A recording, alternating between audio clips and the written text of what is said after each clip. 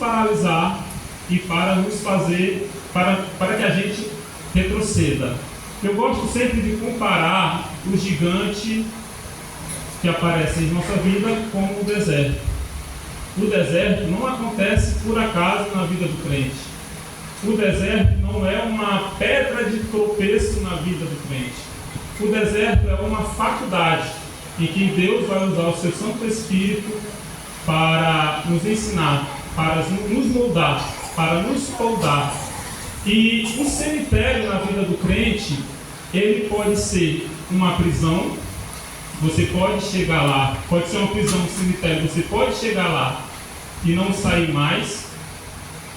E também pode ser uma faculdade, em que Deus vai trabalhar na sua vida, vai te ajudar. O deserto é lugar de escassez, não é lugar de fartura, mas Deus está com a mão estendida daqueles. Aleluia! Aleluia! Glória a Deus! Aleluia! E o gigante, ele aparece em nossa vida para a gente temer, para a gente se preocupar, para a gente ficar com medo.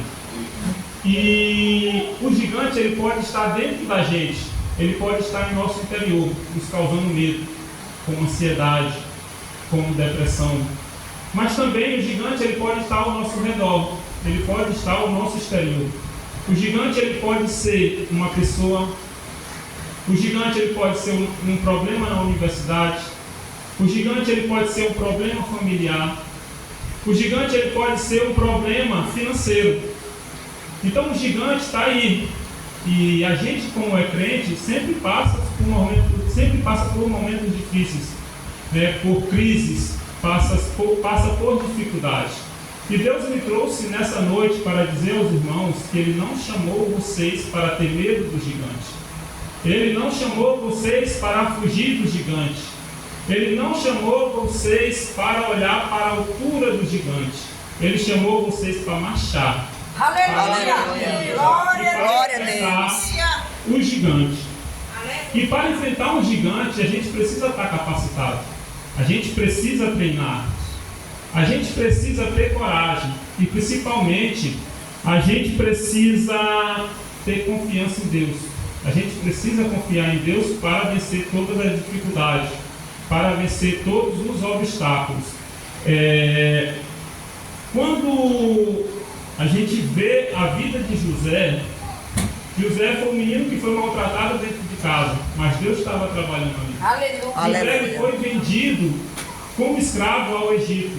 E chegando na casa de Potifar, José, a Bíblia vai dizer que Deus abençoou a casa de Potifar e José foi um bom administrador.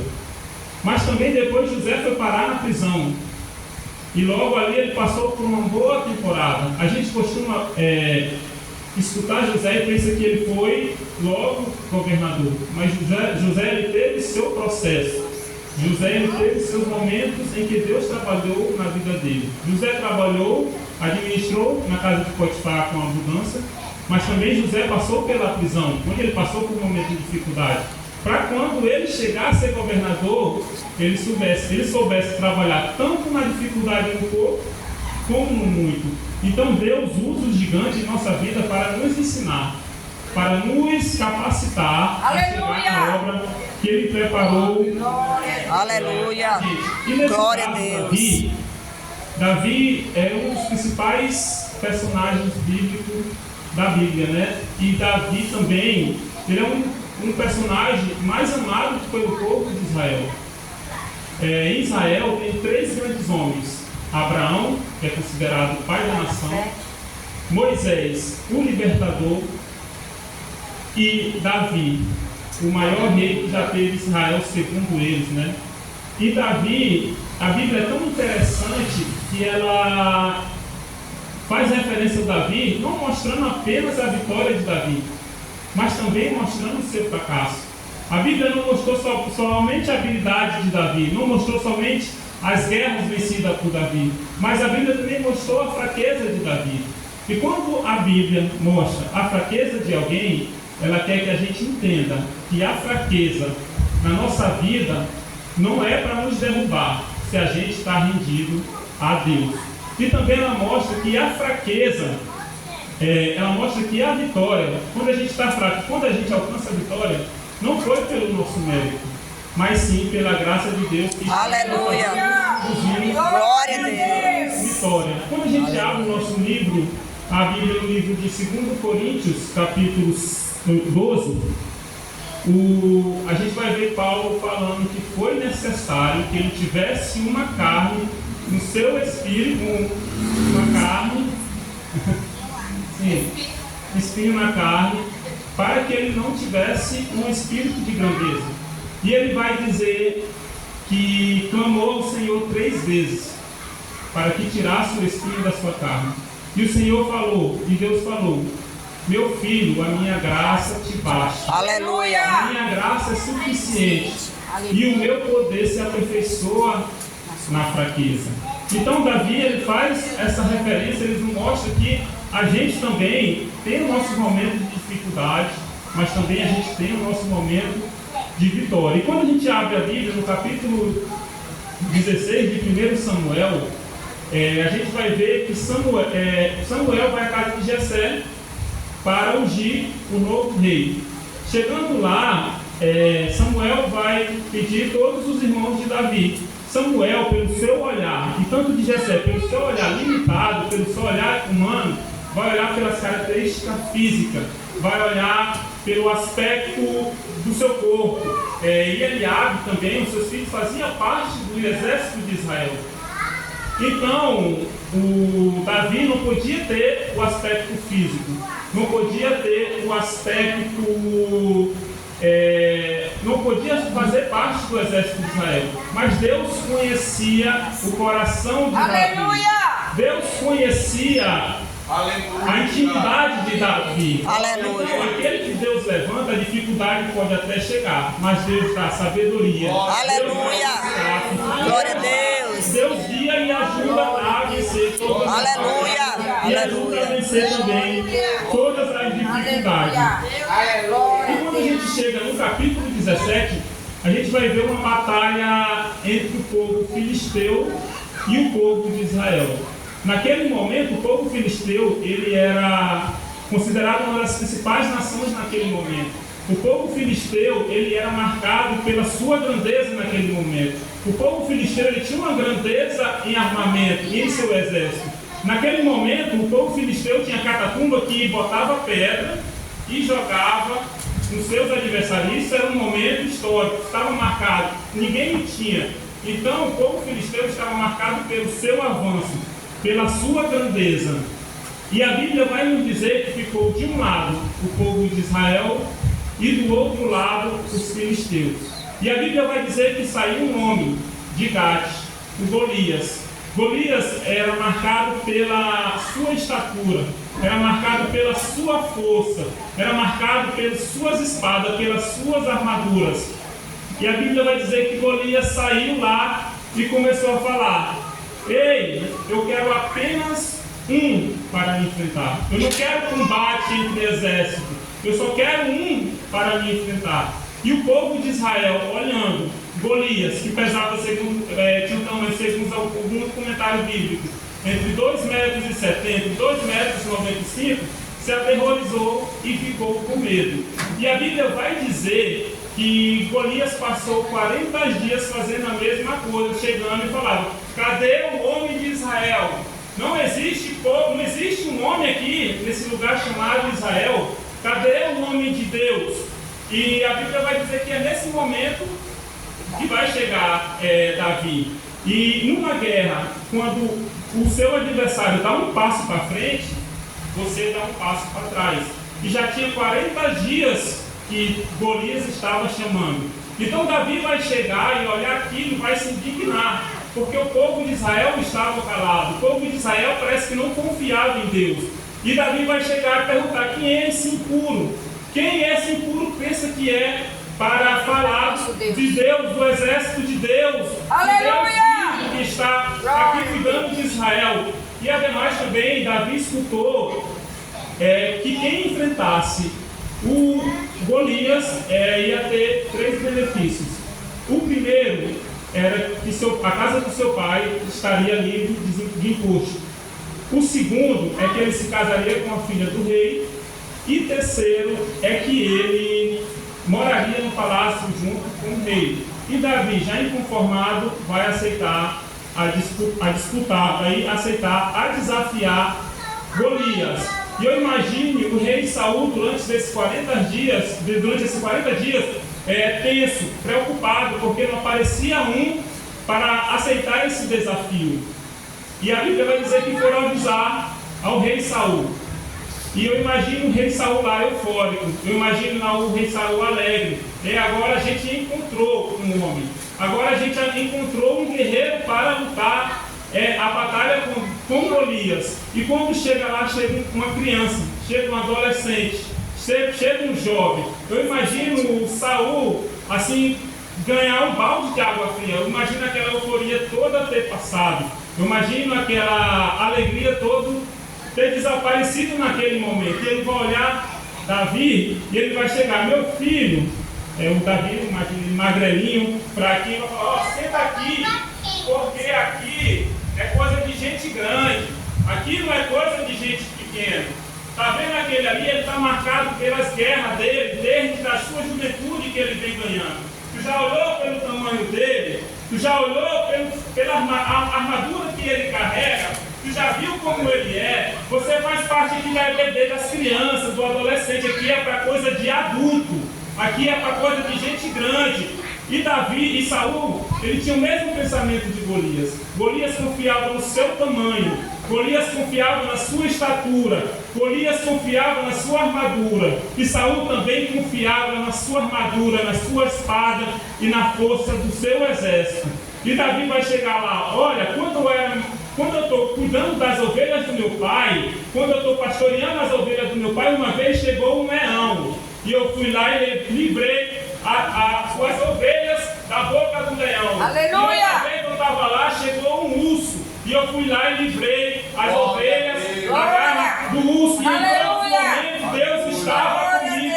Aleluia! E agora não vai ser diferente. Deus vai me dar vitória. Aleluia! Glória a Deus!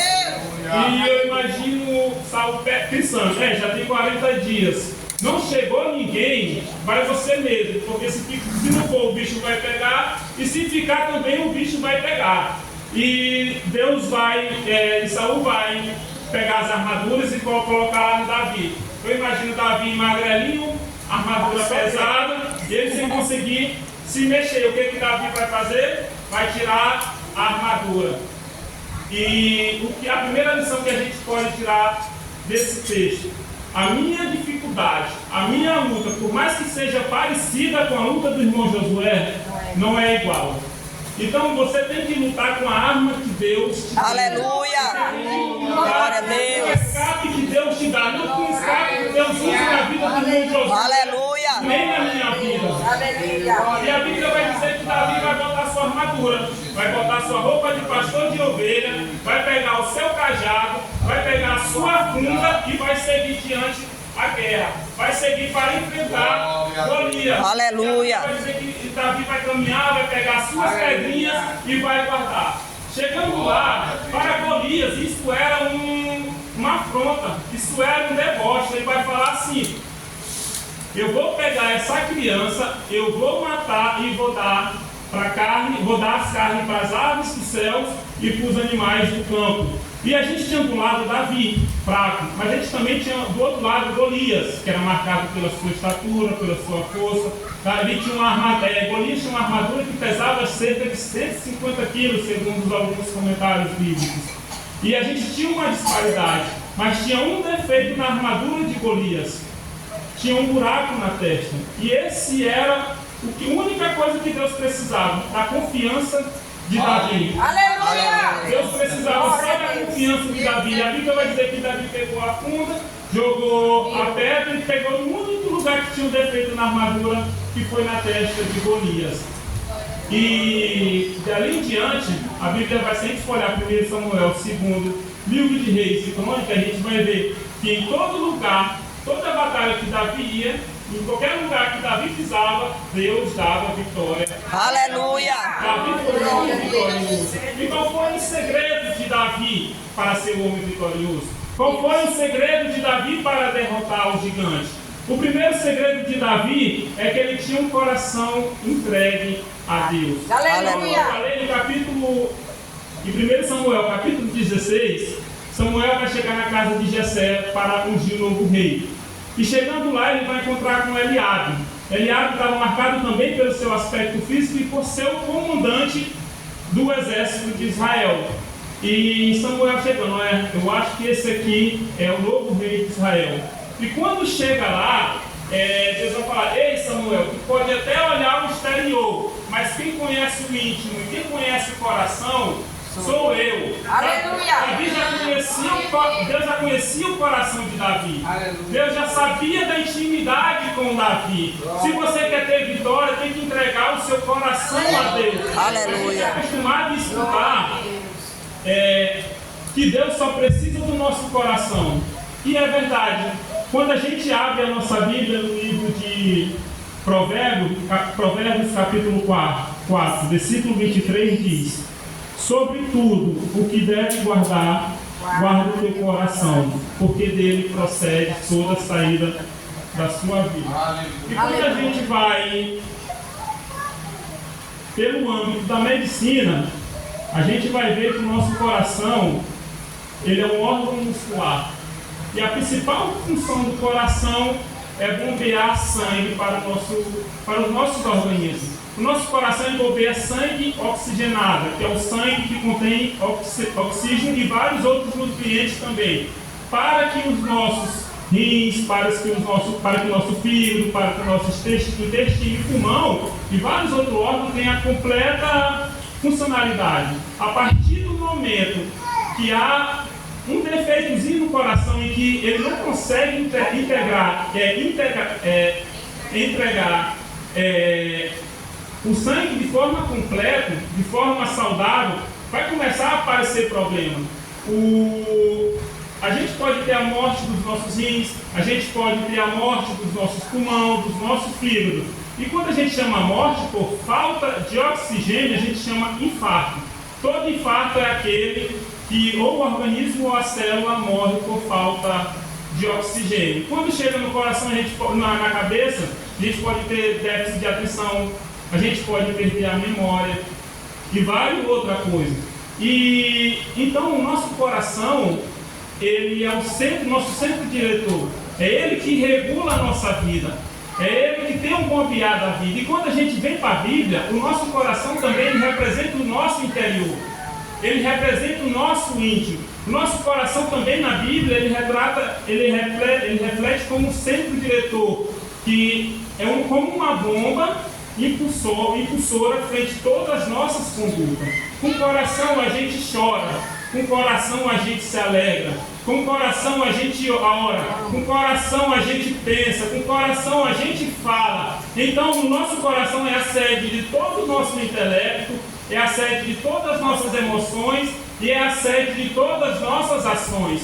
Com o coração a gente pode trazer vida aos irmãos, como também pode trazer morte dos irmãos através do nosso coração.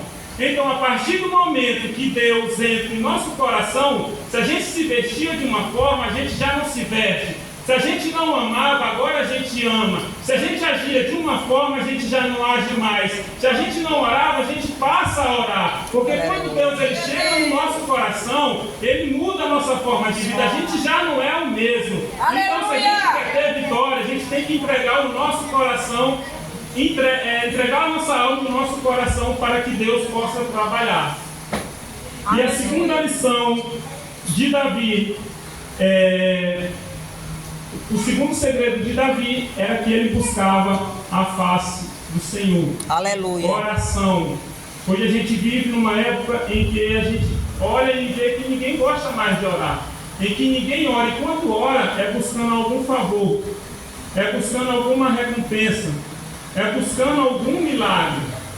E Deus é tão misericordioso que Ele dá o que a gente pede. Quando a gente olha os primeiros livros do Novo Testamento, a gente vai ver que uma multidão seguia Jesus, que uma multidão andava atrás de Jesus, que uma multidão andava atrás do favor de Jesus, que uma multidão andava atrás dos milagres que Jesus fazia. Uma multidão entrava atrás do favor que Jesus fazia.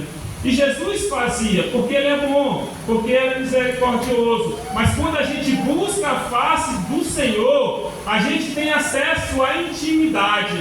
E aquilo que a gente pede, Ele dá muito mais além do que a gente pensa, do que a gente pede, do que a gente se ajoelha. Deus é tão bom que quando a gente busca a face dele, Ele dá. Ele dá o que a gente precisa.